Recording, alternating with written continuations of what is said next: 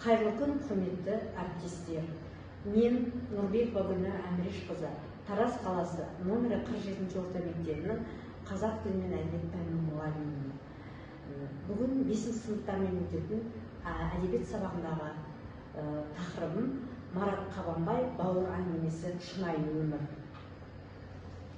Сабақтың оқу бағдарламасына сәйкес оқыту мақсаттары 5-2-1-1 әдеби шығармадағы екі нәрсені салыстыра суреттеулері мен қарама-қарсы суреттеулерді табу.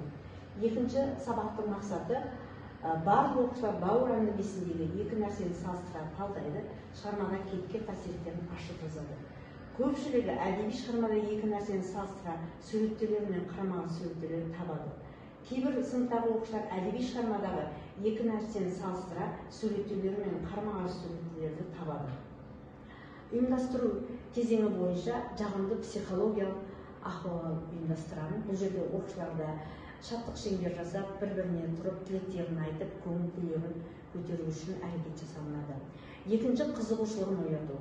Бұл жерде не болды әдісі арқылы суреттермен көрсетіліп, солмен жұмыс жасалады. Оқушылардың суретте не болып жатқанын және түсіндіріп берулері сұралады. Бұл жерде А, Ә, Б үш түрлі сурет беріледі. Сол бойынша оқушылар суретке қарап отырып, өз ойларын ортаға салады. Одан кейін барып жетекші сұрақтар қойылады. Бұл жерде бауыр деген кім? Бауыр мен достың айырмашылығы қандай? Ағасы бардың, жағасы бар деген сөздерді көрсете отырып, сұрақтар қоя отырып, осы берілген тапсырма бойынша оқушылардың ойлары тыңдалынады. Одан кейін барып оқушыларға бір шумақ өлең оқып беремін. Бауыр деген досың, бауыр деген сүйенішің, бауыр деген ақылшың, бауыр деген қорғанышың, бауыр сенің ағайының, бауыр деген өмірінің бір бөлігі деп осындай бауыр туралы бір шумақ өлең оқып болғаннан кейін оқушыларға тапсырма беремін.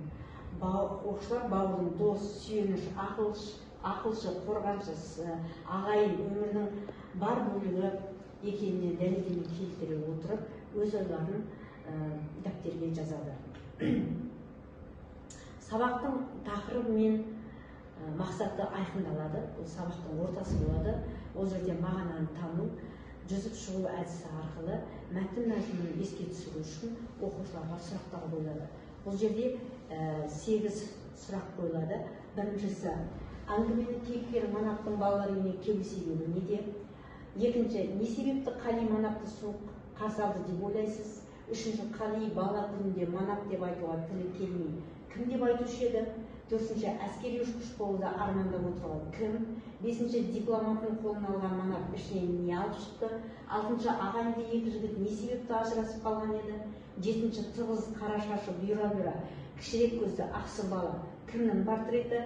Сегізінші, Қалидың осындай тік мінезін қандай мақалмен беруге болады? Жетім қозы тас бауыр деген мақал бойынша өз ойларын жеткізеді. Енді осы берілген тапсырма бойынша дескриптивтермен тапсырма беріледі. Ол жерде бірінші берілген сұрақтардың жауабын іздейді оқушылар, екінші шығарма мазмұнын еске түсіреді.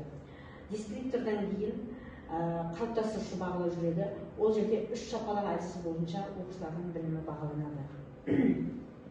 Екінші тапсырма ойлаудың 6 қалпағы стратегиясы бойынша кейіпкер бейнесіне талдау жасалынады. Бұл жерде қызыл, ақ, жасыл, сары, қара, көк бас киім беріледі, қалпақ беріледі. Сол қалпақ бойынша бірінші ақ қалпақ тақырып туралы түсінік береді. Сары қалпақ Қалидың іс-әрекетіне қолдау көрсетеді. Қызыл қалпақ Манаптың іс-әрекетінің өз эмоциясын жеткізеді. Қара қалпақ Қалидың іс-әрекетінің жағымсыз жақтарын айтады. Жасыл қалпақ жетімдер үйін жауып тастау жолдарын ұсынады. Көк қалпақ шолу шығарманың өмірімен байланыстырып қорытынды жасайды. Осы берілген тапсырмалардан кейін дескриптор бойынша тапсырмалар бағаланады. Бірінші, тақырып туралы толық түсінік береді.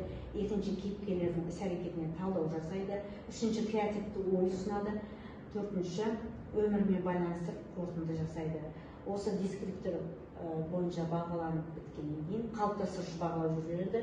Ол жерде үш шапалақ әдісі арқылы оқушылар қалыптастырушы бағалаумен бағаланып отырады. Үшінші тапсырма бойынша шығармадан кейіпкерлер арасында суреттерді табыңыз. олардың суреттері қай түрге жататынын дәлелдейміз. Бұл жерде кесте беріледі оқушыларға. Бұл жерде бірінші кестеде шығармадағы суреттеулер, екінші кестеде суреттеулердің түрлері. Бұл жерде шаршы, бос шаршы болған, осы бос шаршыға балалар өз ойларын жазады. Бұл жеке жұмыс болғандықтан берілген тапсырма шығармада кейіпкерлер арасындағы суреттеулерді табады, олардың суреттердің қай түріне жататынын ажыратып дәлелдейді.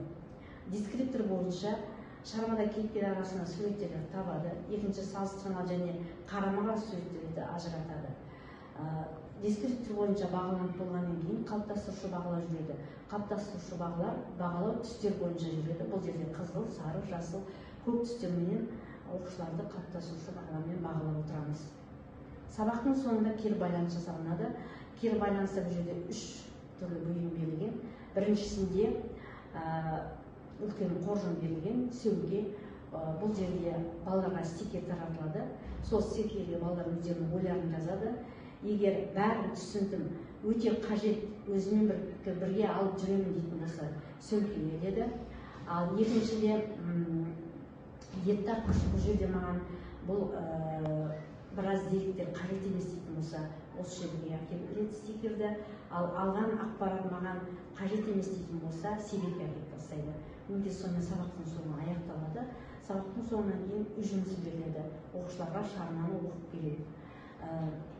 Зейін қойып тыңдағандарыңызға рахмет.